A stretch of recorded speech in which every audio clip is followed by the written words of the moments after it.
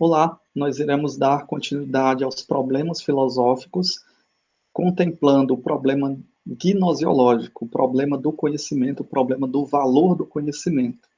Para conseguirmos uma reflexão não muito exaustiva sobre o problema gnosiológico, nós iremos percorrer 5 caminhos. O primeiro, sobre as formas de conhecimento. Quais são as formas de conhecimento? Depois, nós iremos entender como se deu a origem do conhecimento a partir da perspectiva de alguns pensadores do campo da filosofia. Posteriormente, nós iremos para o campo do valor do conhecimento. O que é o valor do conhecimento? Qual é o valor do conhecimento? Depois, nós iremos ver o método, quais são os caminhos seguidos por diversas correntes filosóficas para a construção de um conhecimento assertivo. E, por fim, nós iremos refletir sobre a filosofia da ciência, sobre o problema epistemológico. De antemão, nós percebemos que esses problemas filosóficos estão inseridos a partir do conhecimento que é misterioso, conhecimento que é complexo, onde do qual essas ciências filosóficas tentam entender a proximidade do sujeito e do objeto na construção do conhecimento. E assim nós temos os aspectos principais através de 3 gamas de conhecimento filosófico que procuram estabelecer as suas reflexões sobre o conhecimento. Inicialmente, nós temos a própria psicologia, que estuda a origem e a estruturação do conhecimento. Depois, nós temos a gnosiologia, que é o fator crítico, né, a crítica do conhecimento, que estabelece o valor do conhecimento. E, por fim, nós temos o funcionamento correto, a partir da lógica, onde nós percebemos que um dos conceitos aceitáveis pela maioria dos historiadores da filosofia é que a própria lógica é a ciência do pensado enquanto pensado, da abstração dos objetos que nós fazemos em relação do conhecimento e como nós podemos ter clareza nessas ideias, clareza nos argumentos apresentados, quer sejam dedutivos, quer sejam indutivos. Assim, quando nós vamos falar de gnosiologia, nós vamos nos atentando aos principais problemas da ordem psicológica. E acentuamos 2 problemas. Primeiro, um relativo às formas de conhecimento humano, quais são as formas de se conhecer, e o segundo relativo à origem do conhecimento. Como é que surge o conhecimento a partir da nossa percepção, da nossa sensação, a partir das ideias que temos em relação ou frente a esse conhecimento. Quando nós falamos das formas de conhecimento, nós percebemos que somos dotados do conhecimento sensível, né, do fato, do tato, do olfato, do paladar, dos 5 sentidos que nos ajudam a aprender as sensações da realidade, né, o sujeito, o objeto que se apresenta ao sujeito. Também entendemos que na construção do conhecimento nós temos a memória. Nós lembramos e sistematizamos os feitos do passado, assim como de outros seres humanos que sistematizaram as ideias do passado, assim como nós temos a capacidade de construir possibilidades para o futuro. A memória nos possibilita essa interligação entre passado, presente e futuro. E o terceiro elemento que nos ajuda a refletir sobre a questão do conhecimento é a questão da fantasia, muito bem pontuado pelo filósofo David Hume, onde nós fazemos abstrações dos objetos, mas nós identificamos as validades ou invalidades desses objetos por meio de associações e de dissociações. É por meio da fantasia que, por exemplo, nós operamos a capacidade de criar no mundo da fantasia o Pégasus, um cavalo com asas. Mas esse cavalo com asas é uma associação entre o cavalo existente no plano real, fora do sujeito, e também das aves que possuem asas, né? Da águia, por exemplo, que possui as asas. Então, o conhecimento ele proporciona outros dados singulares, concernentes à ação científica, religiosa, moral, estética e etc., que incluem ideias abstratas e universais, princípios gerais e absolutos, leis necessárias, que apresentam, então, características bem diferentes do conhecimento obtidos através do sentido e da imaginação. A partir do momento que nós percebemos essas abstrações universais que nós fazemos, nós passamos a nos perguntar de que gênero de conhecimento se trata? Qual é o gênero que o conhecimento se trata para a construção e a consolidação desse conhecimento. Então, aqui a esfera pertence a outra pergunta interessante que os filósofos vão respondendo desde a antiguidade. Então, nós temos lá os próprios pré-socráticos, né, o Parmênides de Eleia, e também os filósofos pitagóricos, né, os discípulos de Pitágoras, que valorizavam o conhecimento matemático.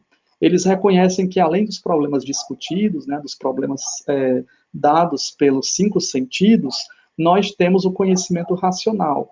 E nesse conhecimento racional, como o próprio Parmênides diz, o ser é, nós podemos agora partir para realidades imutáveis, né, da geometria, da matemática, mas só o conhecimento racional, ele é o absoluto, ele tem as verdades necessárias para atingirmos uma verdade absoluta. Esse é o pensamento dos pré-socráticos, né, quando nós falamos aí do Parmênides e também de Pitágoras e de seus discípulos, conhecidos como pitagóricos. No desenvolver das cidades, da construção das cidades, nós temos os sofistas. Dentre eles, nós destacamos o Protágoras, o Górgias, o Hípias e outros muitos sofistas que surgiram na Grécia Antiga a partir dos debates na polis, né? Política vem de polis, de cidade. Então, eles admitem a existência do conhecimento sensível, porque o conhecimento ele pode ser relativo. Não necessariamente eles vão buscar um conhecimento absoluto.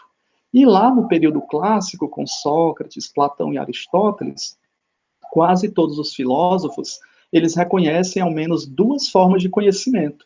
Que tipo de formas são essas? O conhecimento dado pelos sentidos, pela experiência que nós fazemos pelos nossos sentidos, mas também pelo conhecimento dado pelo intelecto.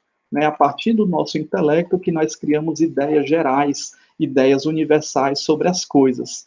Então, nós temos os pensadores de origem platônica, dentre eles o próprio Platão se insere, o Plotino, o Agostinho, o Boaventura, e subdividem o conhecimento sensível e inteligível em 2 tipos. Né? Já que nós temos as 2 formas, os pensadores platônicos, eles vão dividir em 2 tipos. Nós temos inicialmente o conhecimento sensível de origem direta, quando nós sentimos pelos sentidos os objetos. Depois nós temos o conhecimento sensível por ordem indireta, ou seja, por meio de uma cópia. E, por exemplo, quando nós tiramos uma foto de um determinado lugar, isso já é uma cópia da cópia, né, já que o Platão e os platônicos dizem que existe uma realidade fora da própria realidade, uma escultura de gesso ou uma foto seria a cópia da cópia. Temos também o conhecimento intelectivo pelo raciocínio, né, como a dianoia para o Platão, pensamos sobre determinada coisa, e a ratio inferior, que dizia o Agostinho. E o conhecimento intelectivo pela visão, né, a noesis trazida pelo Platão e a iluminatio trazido pelo Santo Agostinho.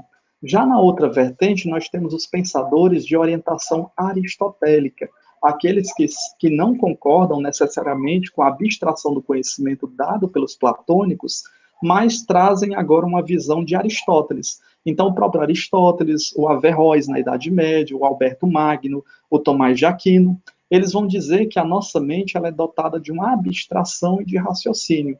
Por meio do nosso intelecto, nós conseguimos, sim, abstrair a essência das coisas que estão fora de nós. E não existe um mundo inteligível, como dizia Platão, mas existe, sim, por meio da experiência, uma busca constante pelas verdades universais através das coisas existentes.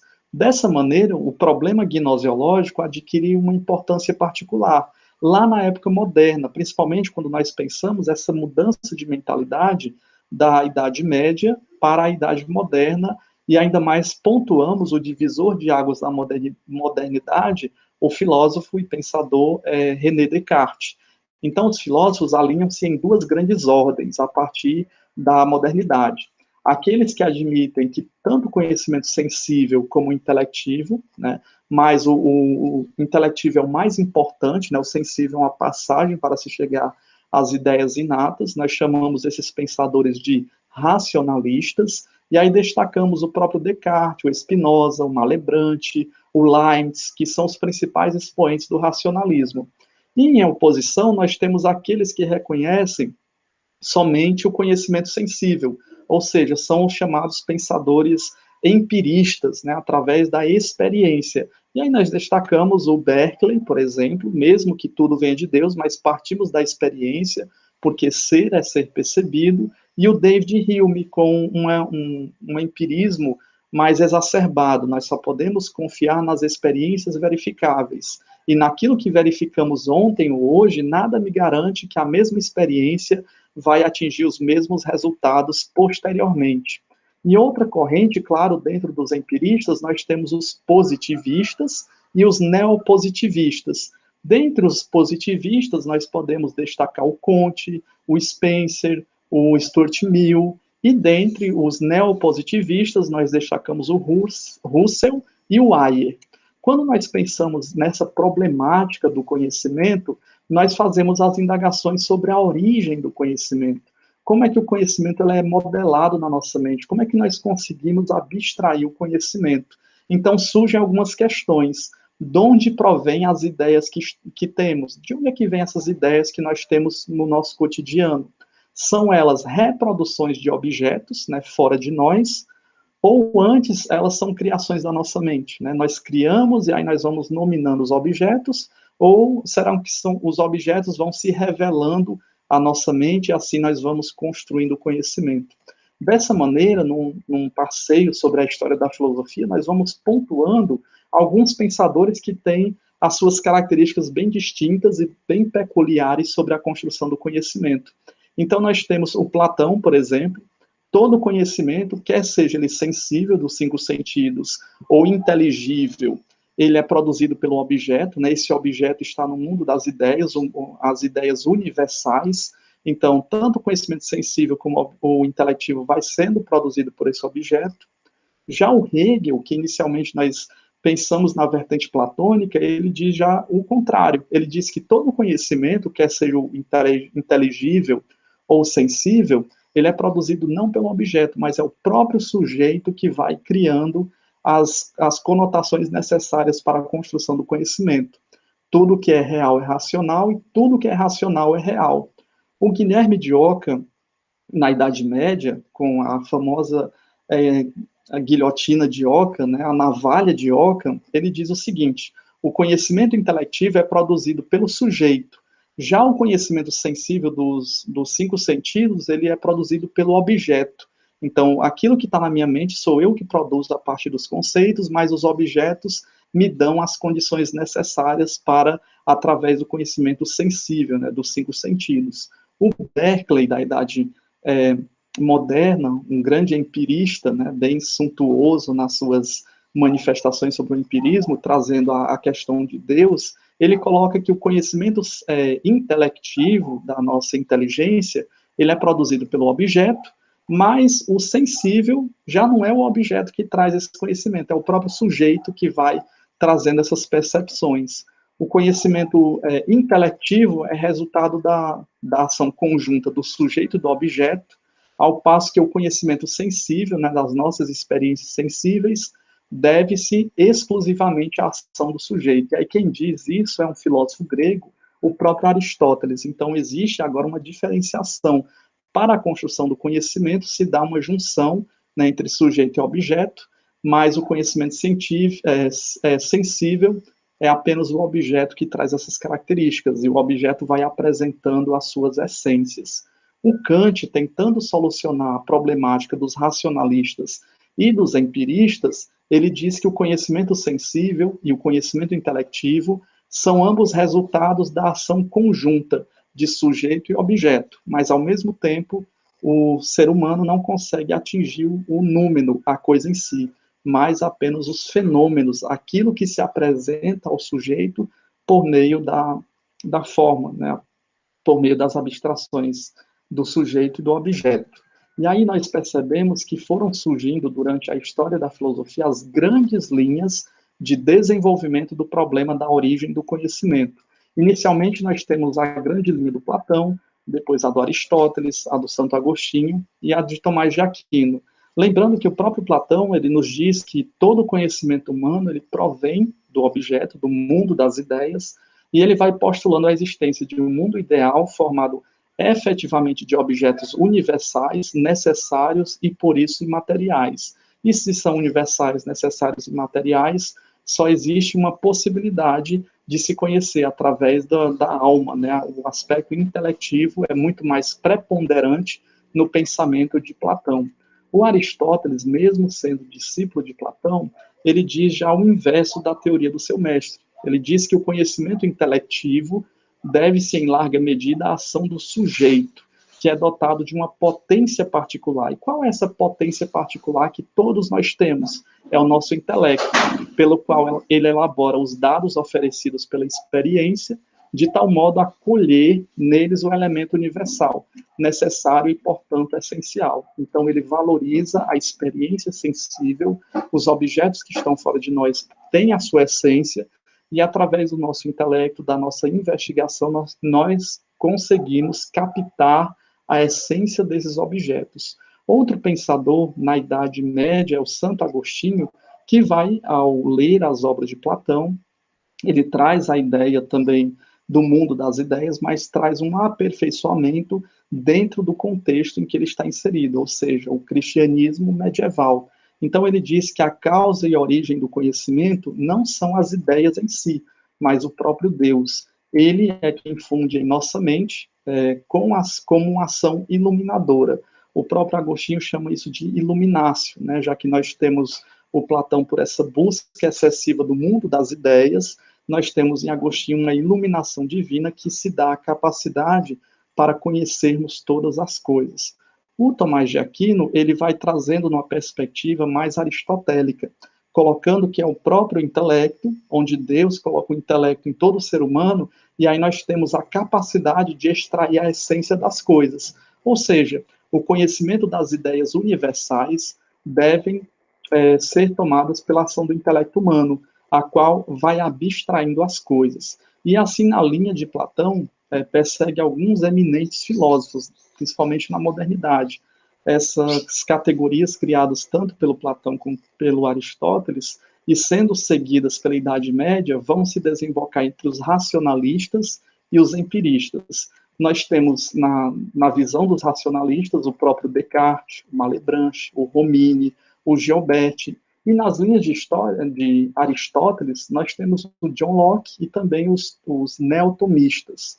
E outras soluções também foram dadas, além desses pensadores, né, que se caracterizavam, seja pela linha de Platão, como pela linha do Aristóteles. Então, nós destacamos o Berkeley, né, o próprio Berkeley, que tem essa filosofia bem refinada, esse empirista, que ele se distancia também do empirismo. Ele afirma que as ideias são todas particulares, por isso que ele diz, ser é ser percebido.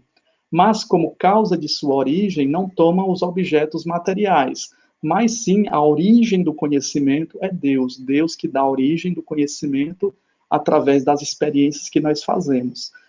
Em contraposição, nós temos um outro empirista, que é o David Hume, que ele não consegue explicar a origem do conhecimento. Né? O Berkeley diz a origem se dá em Deus. O Hume valoriza as experiências, né? Fundamenta todo o nosso conhecimento sobre a sensação, porém não sabe explicar de que modo ela se forma os dados iniciais, qual é a gênese, o surgimento do nosso conhecimento. Todo conhecimento ele é fruto da fantasia, né? Das associações e dissociações que nós vamos fazendo, e dessa maneira nós vamos classificando os objetos, vamos classificando as coisas que estão ao nosso redor. Outro pensador, que é o iluminista Immanuel Kant, ele procura fazer uma síntese ou responder à problemática trazida tanto pelos racionalistas como pelos empiristas. O Kant explica quer o conhecimento sensível ou quer o conhecimento inteligível como resultado de uma síntese de elementos dados em parte do sujeito e do objeto. Então, o próprio sujeito vai construindo conhecimento, assim também como o objeto que está fora dele. Existe uma síntese no pensamento de Kant sobre o racionalismo e o empirismo, onde nós podemos entender os fenômenos, as coisas que estão ao nosso redor, como fenômenos, e nunca como a coisa em si. Então, o objeto provê a matéria, e nós vamos construindo essa matéria, vamos construindo o conceito dessa matéria, e o próprio sujeito ele vai prover a forma, de como nós vamos classificando os objetos que são apresentados. Se nós vimos, ora, o Hume, o Berkeley, o Kant, nós temos também os psicanalistas, os estruturalistas, os existencialistas e os teóricos da nova hermenêutica, e também os analíticos, né, contemplando aí a filosofia contemporânea. Dessa maneira, nós temos os psicanalistas, que eles vão propor, colocar em destaque, em centralidade, os elementos subconscientes ou inconscientes ou instintivos. Aqui eu lembrei muito bem da figura do iceberg, daquela ponta de gelo que está no mar, onde os psicanalistas dizem que o ser humano é muito mais aquilo que está abaixo do mar, aquele grande pedaço de gelo que eles colocam, né, por analogia, como o subconsciente, como o inconsciente. Dessa maneira, a gênese do conhecimento para os psicanalistas está nessas características do subconsciente, dos instintos do ser humano. Já os estruturalistas, nós colocamos o fator social. Eles dizem que a gênese do conhecimento está no social, no cultural, no aspecto onde o indivíduo está inserido. A partir dali, ele vai construindo as formas de conhecimento. Então, nós temos o conhecimento oriental, que se distancia do conhecimento ocidental, ou do conhecimento dos determinados povos X e dos povos Y, por exemplo. Não diferentemente, mas com outros tons de classificação, nós temos os existencialistas, e pontuamos o filósofo Heidegger, e também a hermenêutica do Gadamer, que eles vão pontuar justamente o fator histórico, né, o fator histórico da sociedade, da cultura onde estamos inseridos, nos dá justamente as características necessárias para a construção ou para o surgimento do conhecimento. E, por fim, que é o modo da filosofia contemporânea, nós temos os analíticos, ou os da filosofia da linguagem, lembrando que surge com a lógica simbólica, depois a filosofia analítica. E esses filósofos, pensadores analíticos, dizem que a origem do conhecimento se dá justamente pelo fator linguístico, por um problema de comunicação, né, pela mensagem que é passada do emissor para o receptor. E como é que essa mensagem é transmitida, se ela é justamente trazida a partir daquilo que é verdade, daquilo que é falso, a construção da linguagem. São os pensadores analíticos.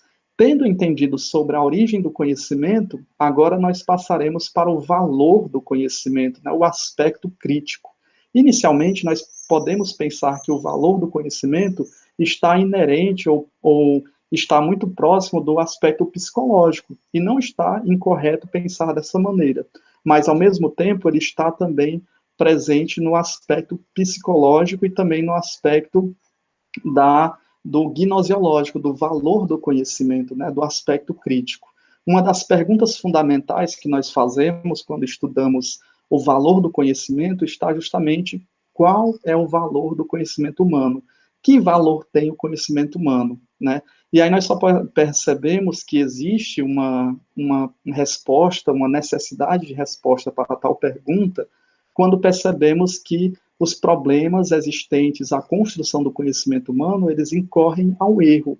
Por isso que muitos pensadores colocaram que na abstração, no mundo das ideias, é que existe a imutabilidade, existe a não mudança. Se existe a não mudança, não existe o erro.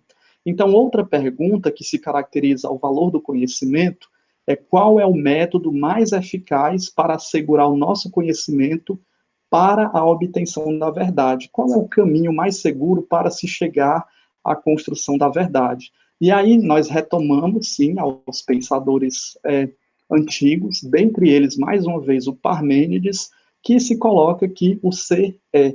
E se o ser é, nós temos a capacidade de entender a realidade através das abstrações, através do intelecto. Então, ele traça uma diferença clara entre conhecimento sensível e conhecimento inteligível. No conhecimento sensível, as coisas estão em constante mudança, estamos envelhecendo, as coisas estão mudando constantemente, e no conhecimento intelectivo, nós temos a ideia da abstração. E essa ideia da abstração é justamente aquilo que o ser é, onde o Parmênides vai agarrar a sua teoria para justamente justificar a construção de um conhecimento seguro. Já os sofistas, né, eles não têm essa percepção ou compreensão ou necessidade de compreensão através de verdades absolutas. Eles são tidos como sensorialistas, no sentido que eles buscam as verdades, mas essas verdades são constantes e elas podem ser relativizadas. Dessa maneira, nós temos aqui um ceticismo, nós temos um relativismo, e eles vão perdendo essa característica de busca pelo absoluto.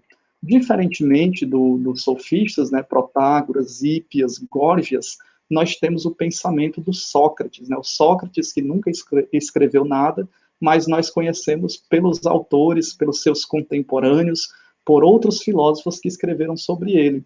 E ele nos diz que o homem possui outros conhecimentos, né, que transpassam a esfera do sensível. Todos nós buscamos a ideia de bondade, a ideia de justiça, a ideia de felicidade, a ideia de beleza. Dessa maneira, nós temos características universais, ou seja, pertencentes a todos os homens e toda a humanidade. Dessa maneira, nós temos uma coisa bela, outra coisa bela, mas o belo em si é uma abstração da minha mente. Assim também como o triângulo, o quadrado, eles não existem fora do sujeito. Eles estão presentes na mesa quadrada, na cadeira quadrada, em algum aspecto triangular, mas em si eles não existem, só existem nos aspectos da nossa mente. Dessa maneira, outra característica da construção de um conhecimento imutável está presente justamente na filosofia do Sócrates. Para dar conotação ao conhecimento socrático, nós temos o Platão e o Aristóteles. Inicialmente, o próprio Platão ele vai diferenciando, então, os dois planos da realidade, o mundo sensível, dos cinco sentidos, e o mundo inteligível, o mundo das ideias, onde nesse mundo das ideias existe a imutabilidade. Então, é o mundo das certezas claras e absolutas que devemos buscar constantemente. Elas são imutáveis. Já no mundo físico, é tudo transitório, é tudo passageiro, então nós devemos nos desapegar desse mundo físico procurando o mundo das ideias. Diferentemente do Aristóteles, embora concordando com a busca da essência das coisas trazida pelo Sócrates, nós temos o pensador Aristóteles, que diz que as próprias coisas, né, os objetos fora de nós, contém um núcleo fundamental, sempre idêntico a si mesmo. Então, existe a essência nas coisas, nos objetos fora de nós. A partir da experiência, nós podemos constatar essas essências e, ao mesmo tempo, trazer uma busca pela verdade. Agora, os caminhos são múltiplos, já que é por meio da experiência. O intelecto humano atinge a verdade atingindo por meio da abstração dessa essência, mas, ao mesmo tempo, é necessário fazer a experiência, diferentemente do Platão, que era contra ao aspecto mais empírico de busca por verdades seguras. Então, nós temos, com o passar da construção do pensamento, desde o Parmênides, dos sofistas, do Sócrates, do Platão e do Aristóteles, nós temos a construção de novas escolas filosóficas, dentre elas os epicuristas, e os ceticistas, né? Os ceticistas na pessoa do sexto empírico e do pirro. Dentre eles, nós temos que uma verdade se torna um paradoxo, porque eles dizem que é impossível que o ser humano se atinja a verdades absolutas. Ora, isso mesmo já é uma verdade absoluta, a não possibilidade de acesso à verdade absoluta. Na Idade Média, o próprio Agostinho, pelo seu método introspectivo de se perguntar quem é Deus, quem é o homem, né, quem é o ser humano, quem é a sociedade, o Agostinho vai trazendo por meio desse método introspectivo um distanciamento do ceticismo. Inicialmente, o cético ele questiona sobre tudo, mas o cético pelo cético ele diz que é impossível se chegar a verdades absolutas, e o Agostinho diz que a verdade absoluta é Deus, o Criador. Então, quem pode duvidar do que está vivo, né? Ou quem pode duvidar que está vivo, que a própria pessoa está vivo? E se nós duvidamos, nós pensamos. Dessa maneira, já encontramos no próprio Agostinho sementes que vão sendo plantadas, colocadas no pensamento filosófico e que na Idade Moderna se dão as bases seguras para a construção de um novo método ou de uma nova busca pela ciência moderna através do divisor de águas da modernidade, que é o próprio Descartes, na sua síntese onde ele diz, penso, logo existo. Ora, é a partir do pensamento, dessa base, dessa certeza segura, que eu irrompo, eu desconstruo o ceticismo, e a partir do pensar agora, por meio da matemática, por meio também das experiências, eu vou construindo o pensamento racionalista. Assim, na modernidade, nós temos duas vertentes, né? Os racionalistas de um lado, com o próprio Descartes, o Leibniz, o Malebranche, o Rolf. Esses pensadores vão valorizar o aspecto racional e, em contraposição, àqueles que vão dizer que a experiência é quem traz as bases seguras para o conhecimento. Dentre eles, são chamados de empiristas. E aí nós destacamos o próprio John Locke, que diz que nós nascemos como uma tábula rasa e, a partir das experiências, nós vamos construindo conhecimento. Depois nós temos o Berkeley, o David Hume, e esses filósofos empiristas, eles nos dizem que a verdade, como correspondência segura entre nossas ideias e as coisas, elas não existem. O conhecimento intelectivo não visa em si as coisas em si, mas apenas fenômenos. Então, eles vão se distanciando do pensamento racionalista e desenvolvendo e colocando na centralidade agora o aspecto da experiência. Né? A experiência pela experiência é que vai nos trazer as verdades seguras. Assim, nós temos os filósofos, né, que vão reincidindo, vão ressignificando tanto os racionalistas como os empiristas e vão dando novas conotações. Daí nós destacamos duas tentativas clássicas. De um lado, nós colocamos a tentativa intelectualista, onde estão os intelectualistas, os idealistas, os intuicionistas e os neotomistas. E, do outro lado, aqueles que valorizam o sensorial, os cinco sentidos, a experiência, onde nós classificamos os positivistas, né, na pessoa do Augusto Comte, os empiriocriticistas, os materialistas e os neopositivistas, que estão presentes também nessa segunda categorização. Então, hoje, a tendência, mesmo com essa classificação de outros pensadores, a tendência é um retorno ao ceticismo. Né? Nós já vimos a presença do ceticismo no final ali da Idade Antiga, e agora nós percebemos essa tendência muito forte do ceticismo no nosso século, no nosso existir, né? Na nossa contemporaneidade. Então, nós temos, a partir desse ceticismo, duas expressões significativas. Aqueles que vão se distanciar das realidades metafísicas, né, da realidade cognitiva metafísica, e aí uma exacerbação, uma centralidade nas ciências humanas. Não, quem pode explicar determinada coisa é a história, é a matemática, é a geografia, as ciências sociais, a psicanálise, o próprio estruturalismo, ou as ciências experimentais, a biologia, a química, a física, elas têm todas as teorias aplicáveis, todos os métodos seguros para dar compreensão ao conhecimento. Então, primeiro, nós temos essa característica. Em segundo, a partir do Marx e do Engels, nós temos uma verdade por meio de uma praxis, né? A praxis pela praxis. E o que seria justamente essa praxis apregoada pelo Marx? Um conjunto de atividades que visam a transformação do mundo, e, em particular, os meios e as relações de produção, sobre as quais repousam as estruturas sociais. Trabalhadores do mundo, univos, ou então os filósofos já interpretaram muito o mundo, cabe a nós agora transformá-los. Essa nova corrente que surge, a corrente da praxis, ainda muito presente também na nossa contemporaneidade, assim também como a corrente que valoriza essa teoria trazida pelas demais ciências. E aí nós percebemos uma validade de uma concepção de uma teoria, de um sistema, vai emergindo-se, surgindo a partir da praxis, a partir da ação, né? Essa ação altamente necessária e corroborada e pontuada pelo Marx e pelo Engels. Quando nós percebemos essa construção a partir desses pensadores, nós vamos agora refletindo sobre o método. Primeiro, o que é o método? O método nada mais é do que um caminho que se dê garantias para se atingir a verdade. Lembrando que nós estamos procurando um método seguro para o problema gnosiológico. Gnosis vem do grego, significa conhecimento, e logia significa discurso, significa razão, significa estudo, estudo do conhecimento. Então, nós temos o problema crítico, ele se dirige especificamente aos conteúdos específicos em si, E aí nós vamos ver alguns métodos colocados por esses filósofos, né? Desde os filósofos antigos até os filósofos contemporâneos. Então, na antiguidade, nós temos ali o Sócrates com o método da maiêutica, de parir as próprias ideias, de trazer a autonomia do sujeito por meio das questões, da reflexão, da indagação, da filosofia.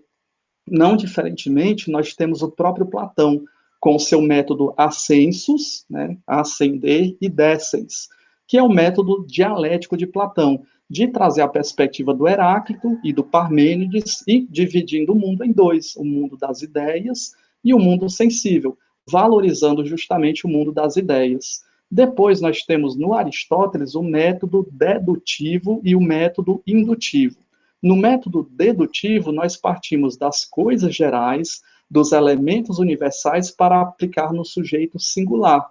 E daí nós temos o silogismo. Do indutivo, nós partimos das coisas particulares, esse, aquele outro, e aí nós vamos tirando conclusões universais. Esse pato é branco, aquele pato é branco, aquele pato que eu vi ontem é branco. Logo, todos os patos são brancos. Então, de objetos particulares, eu vou tirando induções gerais. Então, nós temos o método indutivo. Na origem do cristianismo, na patrística, nós temos Orígenes. Orígenes aplica o método alegórico, a alegoria, que nos ajuda a entender como se dá a construção da filosofia ou da teologia cristã. Depois nós temos o próprio Agostinho de Hipona com o método introspectivo. Ele começa a perguntar sobre a sua existência e a perceber que ele é muito limitado para entender coisas absolutas. Então, só pode ser que Deus o iluminou por meio da iluminácio. Então, nós temos o método introspectivo. E também nós temos o método analógico, trazido pelo Tomás de Aquino, que ele faz uma ponte entre o Aristóteles e o pensamento da filosofia cristã, trazendo agora, por analogia, o motor imóvel, por exemplo, do Aristóteles, que agora é Deus, que impulsiona o existir de todas as coisas. Tendo feito essa reflexão sobre o método desde a antiguidade até a Idade Média, nós podemos agora compreender que a filosofia na Idade Moderna ela ganha outra conotação, ela ganha outro corpo, tendo em vista que na Idade Média a filosofia era apenas uma mera escrava da teologia, ela estava a serviço da teologia. Na modernidade, nós vemos uma necessidade de transferir a pesquisa filosófica aos mesmos métodos da ciência. A ciência está se desenvolvendo, está ganhando novos métodos, principalmente com Galileu e com Francis Bacon, e também trazer os aspectos da matemática e incorporá-los na filosofia.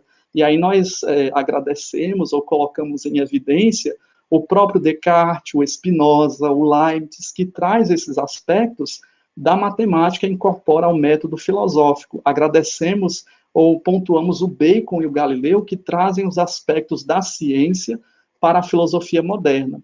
E aqui nós destacamos alguns pensadores da modernidade que desenvolveram também o seu método. Nós temos o Blaise Pascal, né, um grande matemático que traz o método do coração, a própria razão, o próprio coração tem razões que a própria razão desconhece, né, a famosa frase do Blaise Pascal. Nós temos o método de comparação histórica trazido pelo Vico para uma investigação sobre o que seja a história e os fatos históricos.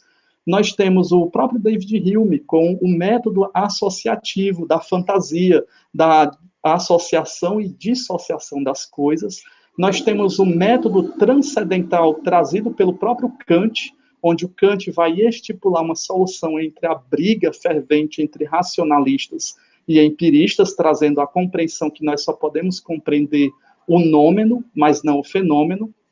Nós temos o método dialético trazido pelo filósofo Hegel, né, a síntese, a antítese, e que surge outra síntese, né, uma ideia contrária que vai surgindo uma solução, que essa solução é estipulada por outra ideia contrária, e assim se torna um círculo vicioso.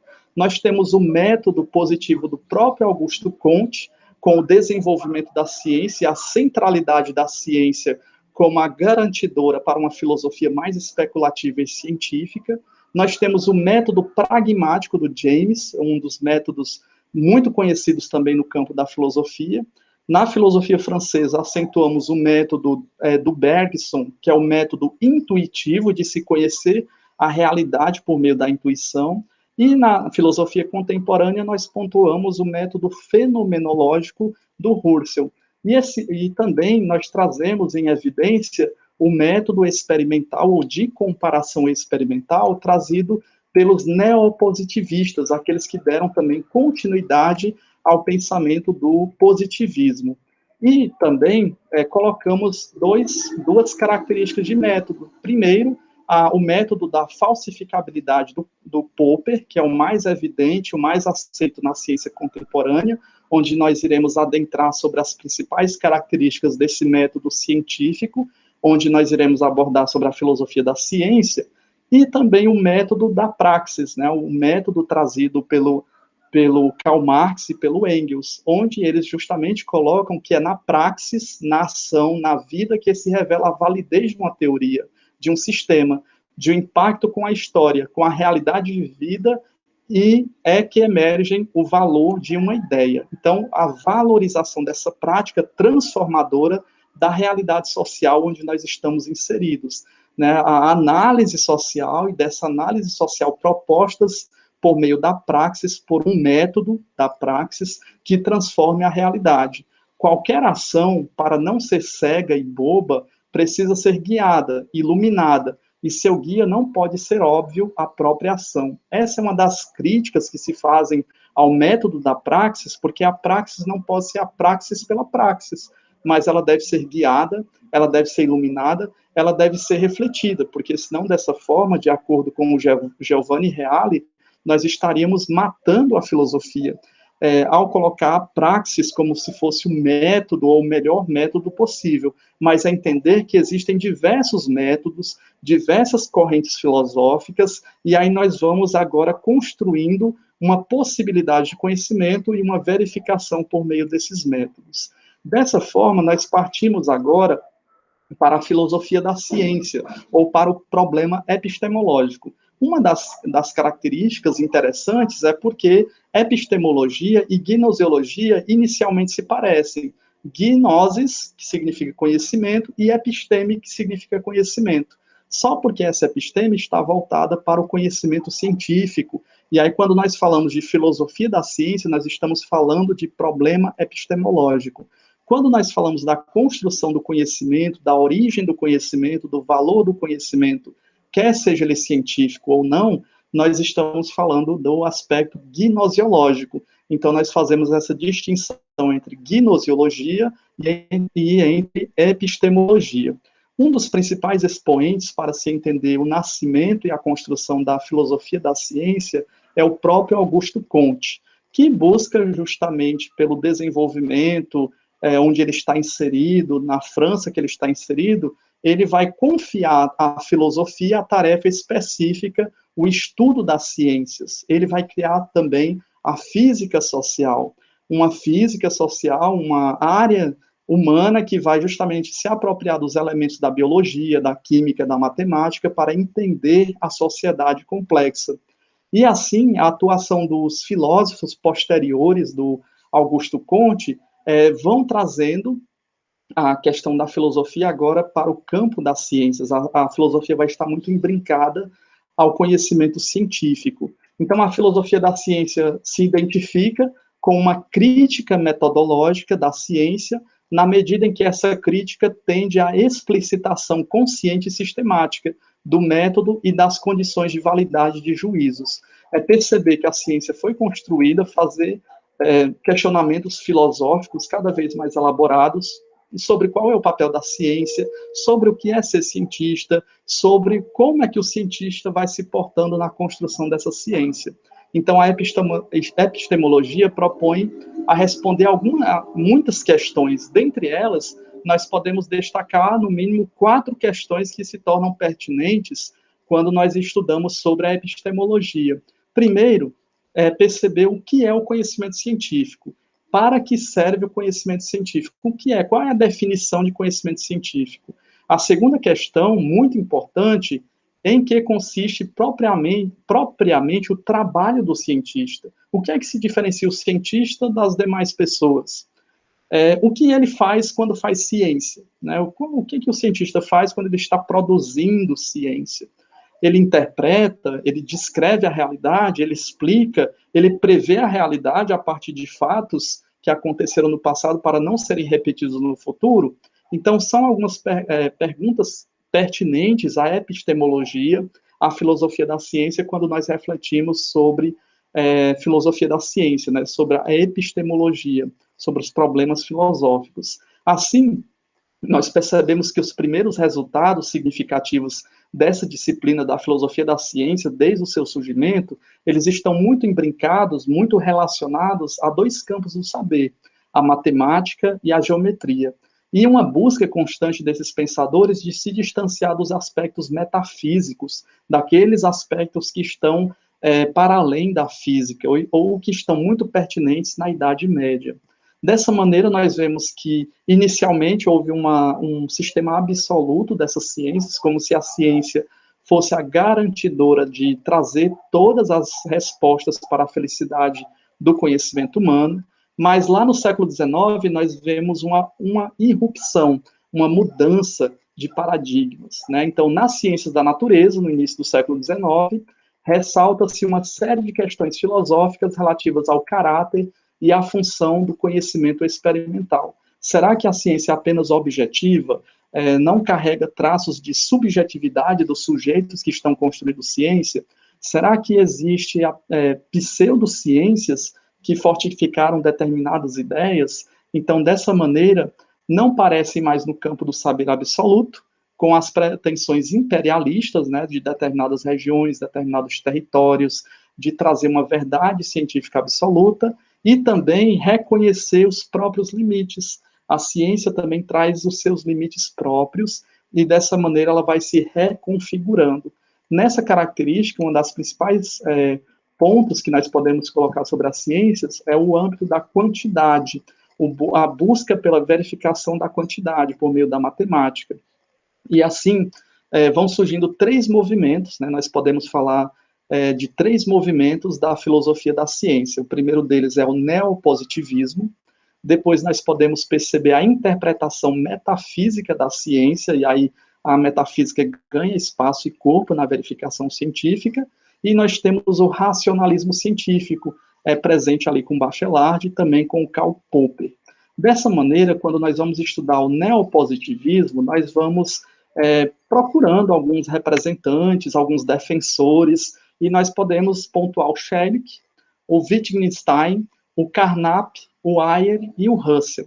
Esses 5 filósofos apresentados nos ajudam a entender que nesse primeiro momento da ciência, né, o chamado neopositivismo, elas foram se dividindo em duas ciências com ramos, né? Na verdade, com 2 grandes ramos científicos. O primeiro, que valorizava a matemática, uma busca pela linguagem matemática, uma linguagem formal, para trazer evidências científicas concretas e se aplicar à realidade para todas as pessoas. Então, nós temos a lógico-matemáticas, que são constituídas por proposições analíticas, ou seja, tautológicas, e aí nós temos o primeiro Wittgenstein presente aqui nessa busca da lógico-matemática. Um Wittgenstein mais maduro, ele já não considera essas obras tão importantes que ele escreveu na juventude, e ele vai para o segundo campo, que é o segundo ramo, que são as experiências que são propostas nas proposições factuais, valorizando o seu contexto, onde estão justamente imbuídas essas ciências. Quando nós falamos de neopositivismo, nós percebemos também que existe, nessas 3 características da ciência, né, a primeira, o neopositivismo, nós passamos agora para a concepção metafísica da realidade, ou da ciência, né? E aí parece um paradoxo, já que a ciência estuda aquilo que é real, como é que vem uma concepção metafísica, para além do físico? E aqui também nós dividimos em 2 correntes. A primeira é a corrente realista e a segunda é a corrente idealista. Então, a ciência envolve uma metafísica e somente se encontra nela um fundamento último, né? O fundamento último da ciência está na metafísica. Quem é o principal representante dessa corrente realista do primeiro momento? É o Emily Merson. Ele nasce no ano de 1859 e falece no ano de 1933.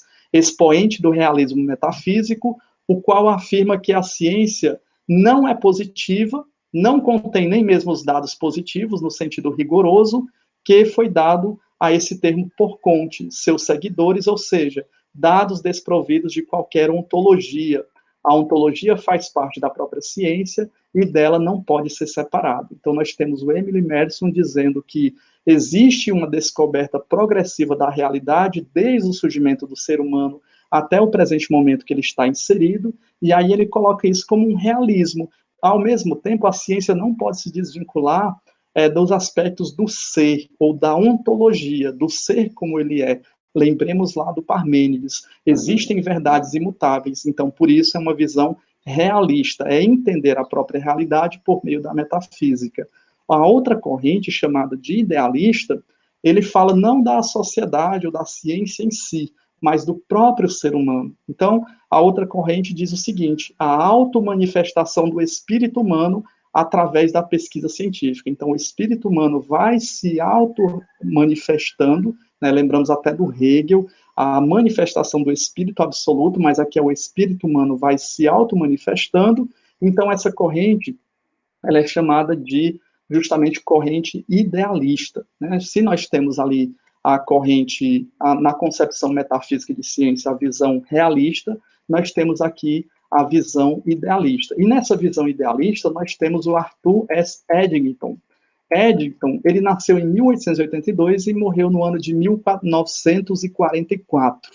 Expoente da interpretação metafísica idealista, propõe o seletismo subjetivo, né? Então, se nós vamos fazer ciência, essa ciência não é totalmente objetiva, ela não está fora do sujeito, mas ela é carregada por marcas inerentes ao próprio sujeito, e o sujeito ele vai se auto-manifestando na própria ciência a partir de uma seleção subjetiva, é uma subjetividade. Nós temos um corpo de biólogos e cada parte desses biólogos ou biólogas vão procurar estudar a natureza a partir da sua subjetividade, da sua intencionalidade. Ou seja, a relação equivale a uma realidade, a uma atividade de nosso intelecto, surgida espontaneamente onde está a nossa subjetividade. Então, ele valoriza a subjetividade do indivíduo.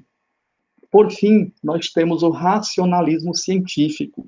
Né? O racionalismo científico já vai entender a própria construção da ciência como uma máquina, não tem necessariamente aspectos metafísicos da realidade. Então, a ciência é a obra da razão humana, os homens construíram a ciência, é uma espécie de máquina gerada por ela, pela razão, cujas estruturas e as leis internas é preciso descobrir. Como descobrir essas leis internas? Por meio da matemática. A matemática é o melhor meio para se desvendar as leis científicas. Então, nós chamamos isso de racionalismo científico. Ele também se distancia do empirismo, né? Não é a experiência em si, mas antes de se fazer experiência, existem as motivações internas e as motivações externas, que fazem com que nós construamos a ciência. O esforço tende a classificar o sentido do opus rationale, que constitui essa ciência. E aí nós destacamos tanto o Gaston Bachelard, de um lado, e também como Karl Popper, dando também ênfase àquilo que o Bachelard está dizendo. O próprio Bachelard diz que ele é um dos principais expoentes e ele propõe esse binômio entre experiência e razão, mais valorizando o aspecto racional. Ele parte do racional para o real, e é impossível na construção de ciência para o Bachelard parte da experiência para se construir as ideias. É necessário se construir as ideias para depois se partir para a experiência.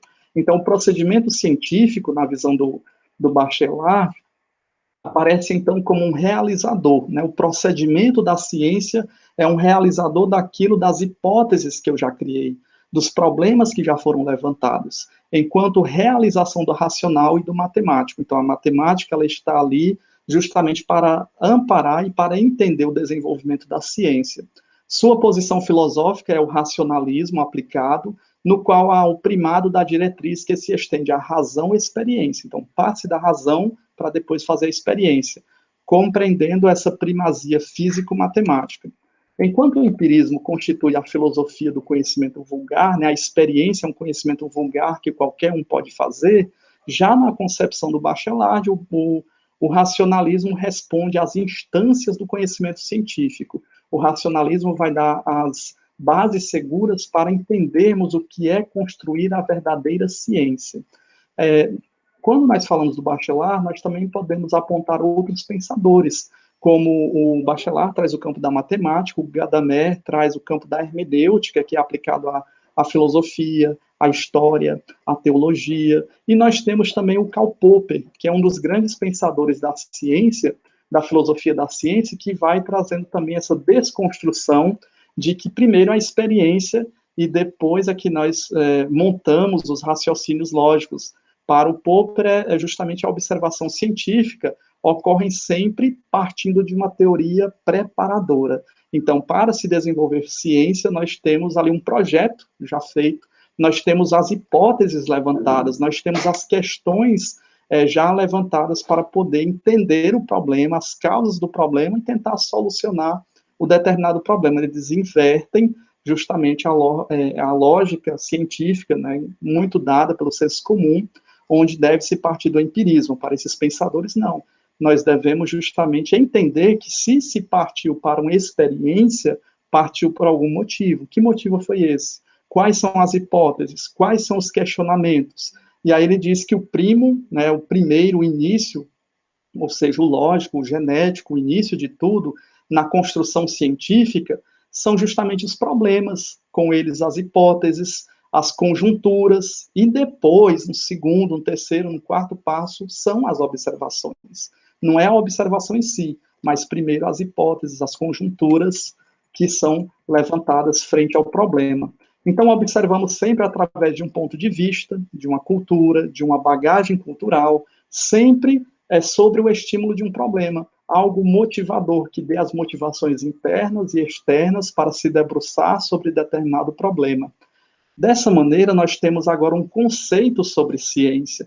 A ciência nada mais é do que a invenção de hipóteses, né? A ciência não são verdades absolutas, mas são invenções de hipóteses. Essas hipóteses vão sendo comprovadas, vão sendo verificadas se são corretas ou incorretas. A experiência desempenha o papel do controle das teorias. Então, as teorias vão sendo controladas pela ciência, e daí se desemboca na pessoa do Popper, o processo ou o princípio de falsificabilidade. Né? É uma teoria que pode ser considerada científica unicamente se ela satisfaz duas condições. Se toda teoria que nós levantarmos estiver sobre essas duas condições, ela pode ser considerada científica. A primeira delas é ser falsificável, ou seja, pode vir a ser desmentida e contradita em linhas e princípios. Então, se levanta uma hipótese, essa hipótese ela foi comprovada, mas se ela for falsificável, ou seja, existe a possibilidade do avanço científico de se desmentir ou de se colocar outra verdade, então essa teoria ela é aceita. Qual é o segundo critério? Não ter sido ainda provada como falsa de fato. Então ela está ali, mas ninguém garante que amanhã, ou daqui a 10 anos, ou nas futuras gerações, esse princípio não seja desconstruído ou desfeito. Então, atendendo a esses dois princípios, a ciência, aquilo que se mostra como ciência, ele está ali pautado no princípio da falsificabilidade. Então, dessa forma, nós temos uma frase que coloca como ponto assertivo do Karl Popper. Ele diz o seguinte: uma teoria que não possa vir ser refutada por nenhum outro evento não é científica. A irrefutabilidade de uma teoria não é, como frequentemente se pensa, uma virtude, mas sim um vício. Devemos sempre colocar essas teorias em processo de verificação da falsificabilidade constantemente. O critério do estágio científico de uma teoria ou de sua falsificabilidade ou refutabilidade ou a sua controlabilidade. Dessa maneira, nós percebemos que a ciência ela está em constante construção. Ela não está estática, ela não é absoluta, e ao mesmo tempo ela vai se reconstruindo, vai se ressignificando. Assim, para entendermos um pouco mais sobre as várias concepções de conhecimento, nós percebemos que, com efeito, uma lei científica jamais poderá ser inteiramente confirmada, ao passo que possa ser totalmente falsificada. E, dessa maneira, nós finalizamos essa reflexão filosófica sobre o problema gnosiológico, é entendendo que a razão humana, né, desde os antigos até a contemporaneidade, ela não conseguiu chegar a uma solução satisfatória. E aí a gente fica se perguntando qual é justamente a concepção de conhecimento que nós aderimos. Nós somos racionalistas, nós somos empiristas, nós somos positivistas, nós somos colocamos a metafísica na ciência, colocamos os aspectos científicos. Quais são os nossos posicionamentos frente à construção e à gênese do conhecimento? Então, na verdade, quando refletimos sobre o problema gnosiológico, nós trazemos novas reflexões para o campo da filosofia. Então, trazendo na perspectiva aristotélica que todos nós somos filósofos por natureza, já que somos dotados de razão, para procurar a razão das coisas de forma esmiuçada, ou seja, para achar uma explicação profunda, geral, exaustiva, uma explicação filosófica. Fica a questão em aberto sobre o problema gnosiológico, nós podemos apenas nos aventurar sobre as diversas possibilidades de conhecimento e ainda mais fazendo esse passeio histórico sobre a história da filosofia, desde os antigos, os pré-socráticos, até os pensadores contemporâneos, como a filosofia, o racionalismo científico do Karl Popper e do Gadamer. Então, nós nos encontraremos na próxima averiguação filosófica com o próximo problema filosófico, né? Nós temos aí uma diversidade de problemas filosóficos e iremos nos adentrar no problema linguístico, né? O problema da linguagem trazido aí como um grande problema